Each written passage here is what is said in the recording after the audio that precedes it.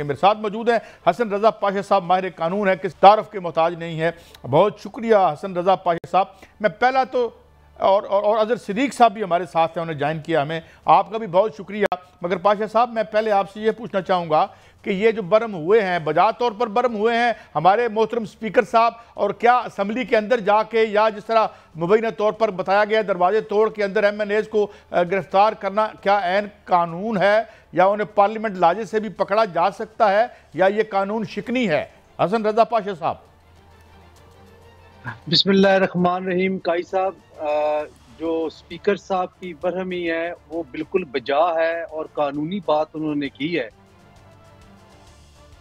क्योंकि जब असेंबली का सेशन जारी हो तो फिर किसी भी कौमी असेंबली के मेंबर को स्पीकर की इजाज़त के बगैर नहीं पकड़ा जा सकता। और इस वक्त तक ये बात वाज़ेह है कि जिस वक्त एक्शन ये लिया गया, ये ऑपरेशन किया गया MNAs की गिरफ्तारी के लिए, तो स्पीकर साहब को ना तो एतमाद में लिया गया और ना ही उनसे बाज़ाब्ता तौर पर परमिशन ली गई।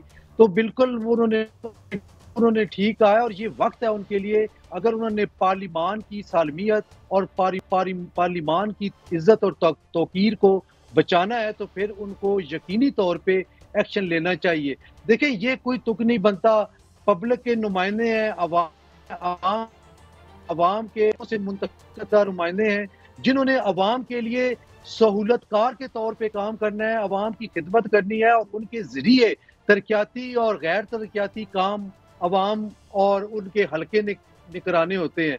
जब वही इस मुश्किल में हो, वो खुद गिरफ्तार हो रहे हो। अच्छा साहब, स्पीकर साहब ने नोटिस तो लिया है, उन्होंने कहा है कि 3 वो मेंबरान जो कि पार्लियामेंट के अंदर से गिरफ्तार किए हैं उनको रिहा किया जाए।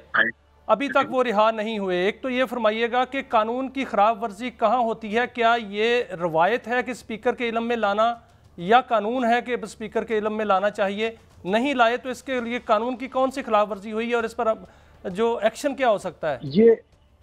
ये कानून की खिलाफ वर्जी हुई है। रवायात तो बहरहाल किसी वक्त भी तोड़ी जा सकती हैं और उनको तोड़ना कानून तोड़ने से ज्यादा मुश्किल है। और रवायात भी पार्लिमानी यही रही हैं कि जब सेशन हो रहा हो तो आप कौमी असेंबली या सेनेट के अराकीन को इस तरह गिरफ्तार नहीं कर सकते, और उसमें स्पीकर की जो परमिशन है वो जरूरी है। ये आइन की खिलाफ वर्जी है, ये कोई इस तरह आम कानून की खिलाफ वर्जी। तो मैं समझता हूँ कि इसमें स्पीकर साहब ने जो एक्शन लेना है वो फौरी तौर पे लें तो ज्यादा बेहतर है, बजाय इसके कि अवाम में जो इस वक्त इस वकूआ की वजह से या इस वाक़े की वजह से जो बरहमी और एक जो हुकूमत वक्त के खिलाफ एक नफरत सी पैदा हो रही है, इसको खत्म। बिल्कुल आपने सही फरमाया हसन रजा पाशा साहब के, इसको खत्म भी होना चाहिए। सर एक रहनुमाई ये भी कीजिएगा,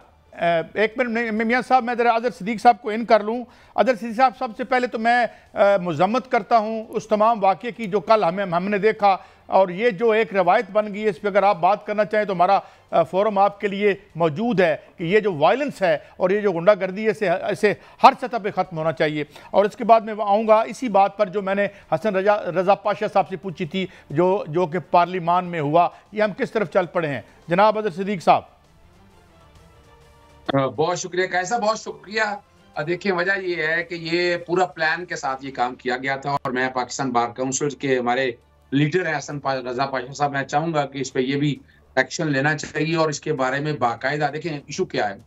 जुबान से बात करता हूँ और मैं कई दफा सख्त बात करता हूँ। हसन रजा पाशा साहब हमारे बड़े हैं, बड़े प्यार मोहब्बत से बर्दाश्त करते हैं, लेकिन कल जिस तरह से मेरे पे हमला हुआ और वहां बैठकर जिस तरह थप्पड़ रिसीव करने की कोशिश की, आपको प्लान के साथ जो है स्टूडियो बुलाया गया था? कोई प्लानिंग थी जो स्टूडियो आपको बुलाया गया? मंसूर अली खान का तो शो बड़ा अच्छा है सर। एक बात तो बड़ी बात थी, मैं जब भी जाता हूँ मेरे साथ गार्ड होते हैं, लेकिन वो आपने जो वीडियो उन्होंने लीक किया, वो वीडियो जिस किसी ने बनाई, इसका मतलब है वो उस प्लान के साथ बंदा बैठा हो, वो उनके साथ बंदा पहले आया बैठा हुआ था। एक्चुअली कल का जो वाकया, उसके बाद ये साबित करना चाहते थे कि हमको इंतहा पसंद जमात है। हमको इंतहा पसंद जमात नहीं है, हम अमन के दाई हैं और अमन के साथ, यानी मैं चाहता तो मैं मार्शल आर्ट जानता हूं, मैं चाहता तो मैं तिया पांचा कर सकता था। शुक्र अल्हम्दुलिल्लाह, हमें वकालत में ये नहीं सिखाया, हमें वायलेंस नहीं सिखाई, हमने लॉ एंड मूवमेंट चलाई है। बता दें कोई हमने एक पत्थर भी मारा हो या ऐसे हालात बनाए हो, शेर अफगन को जैसे बचाया रिकॉर्ड के ऊपर है, तो हम तो ऐसे लोगों में से नहीं है। और वो चाहते यही थे कि वायलेंस ये वो बता सके कि नहीं, लेकिन वो उल्टा उनके मुंह पड़ गई, जाके डांट पड़ी उन लोगों को कि ये क्या कर दिया है। अब आते हैं अगली बात की तरफ। और मैं अब देखे ना, नेशनल असेंबली का रूल 103 है। नेशनल जो प्रोसीजर है ना हमारा नेशनल असेंबली के कॉन्टेक्स्ट में, उसका रूल 103 है। अगर किसी को अरेस्ट करना हो, डिटेंशन आनी हो या इस तरह से लाना हो, तो स्पीकर की इजाजत, परमिशन लेना बहुत जरूरी है। और नेशनल असेंबली के रूल जो कि कॉन्स्टिट्यूशन के तहत बने हैं, तो इसकी बाइंडिंग फोर्स है। लेकिन यहाँ अब क्या कहें कि अगर हमारे स्पीकर नेशनल असेंबली साहब ही कंप्रोमाइज्ड हो, उस पार्लियामेंट के हाथों यरमगाल बने हो कि जिन्होंने पार्लियामानी रवाया तोड़ा, जिन्होंने आइन और कानून तोड़ते हुए अपना 3 कवानीन तो मैं आपके सामने अभी रख देता हूँ। आपको याद होगा अपना 90 दिन के अंदर इलेक्शन में सेक्शन 57 में तरमीम की और सदर और गवर्नर से इख्तियार लेके इलेक्शन कमीशन को दे दिया, तारीख वो दे सकेगी। फिर इन्होंने दूसरी तरमीम की 232 के तहत कि ताहयात वाली क्वालिफिकेशन को रिस्ट्रिक्ट कर दिया 5 साल। वो तो भाई डिसक्वालिफिकेशन में कर सकते थे, क्वालिफिकेशन में नहीं। ये चैलेंज हुई है, मैं आज भी बता दूं आपको, हाईकोर्ट नोटिस किए हुए हैं।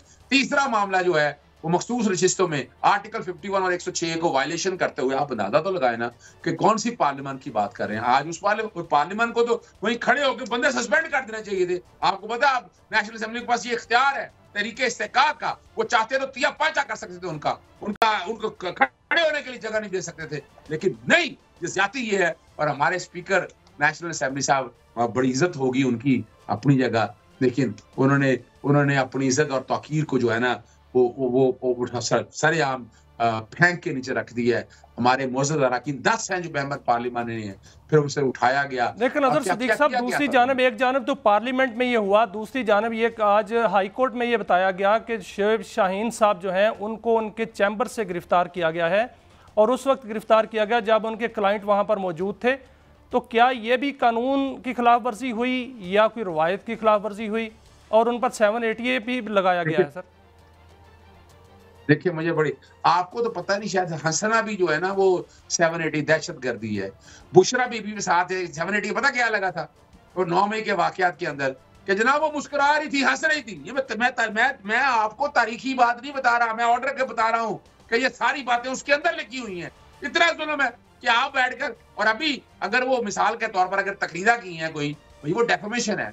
780 किसने कह दिया? सुगरा बीबी केस और बाकी केसेस अगर उठाकर देखे, टेररिज्म की डेफिनेशन डिफाइन कर दी है। अगर फर्ज करें कि 7 बजे 6:30 बजे FIR दे रहे हैं, भाई 7 मुझे बताया हर जगह दहशतगर्दी डाल ली है इन्होंने तो मजाक बना लिया है। और हम वोकला तंजीमों से, पाकिस्तान बार काउंसिल से मुतालबा करते हैं, शोएब शाहीन हमारे वकील हैं, पाकिस्तान बार काउंसिल के मेंबर हैं, और उनके साथ जो ज्यादती हुई, भाई आए इस पे खड़े हो, इसके ऊपर ये हाथ किसी को। लेकिन अगर हम चाहते हैं यही है, ये मौजूदा पार्लियामेंट ये चाहती यही है, कल उन्होंने भी इस गड्ढे में गिरना है, वो गिरने के लिए तैयार रहे। अभी नहीं सीखना चाह रहे, ना वो सीख रहे हैं,